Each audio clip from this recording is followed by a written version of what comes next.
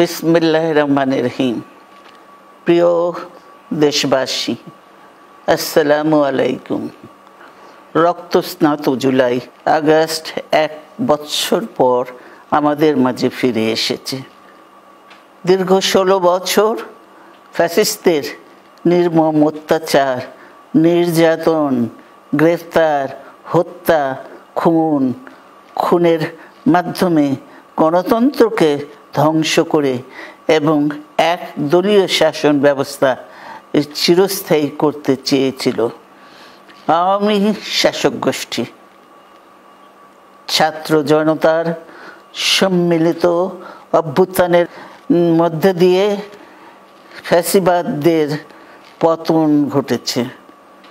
সুযোগ সৃষ্টি হয়েছে নতুন করে বাংলাদেশকে গড়বার। এই আন্দোলনে যারা শহীদ হয়েছেন তাদের জানাচ্ছি আন্তরিক শ্রদ্ধা, আহতদের সমবেদনা। তাদের এই আত্মত্যাগ জাতি চিরকাল মনে রাখবে। গুম, খুন, বিচার, বহির্ভূত হত্যার শিকার যারা হয়েছেন তাদের তালিকা প্রস্তুত করতে হবে। দ্রুত বিচারের ব্যবস্থা ও রাষ্ট্রীয় স্বীকৃতি নিশ্চিত করতে হবে।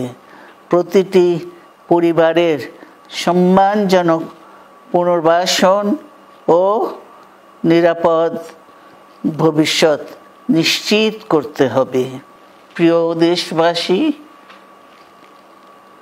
আমাদের সামনে যে সুযোগ সৃষ্টি হয়েছে নতুন করে গণতান্ত্রিক ব্যবস্থাকে প্রাতিষ্ঠানিক রূপ দেওয়ার, তা আমাদের দ্রুত সম্পন্ন করতে হবে। কর্মসংস্থান সৃষ্টি করতে হবে, জনগণের নিরাপত্তা নিশ্চিত করতে হবে। সর্বোপরি বাংলাদেশের স্বাধীনতা, সার্বভৌমত্বকে রক্ষা করতে হবে যে কোনো মূল্যে। বীরের এই রক্তস্রোত, মায়ের অশ্রুধারা যেন বৃথা না যায় তা নিশ্চিত করতে হবে। ঐক্য বজায় রাখতে হবে। আসুন আমরা সবাই মিলে শহীদ জিয়ার স্বপ্নকে বাস্তবায়িত করি কোটি মানুষের নতুন বাংলাদেশের নির্মাণের স্বপ্নকে। আল্লাহ হাফেজ।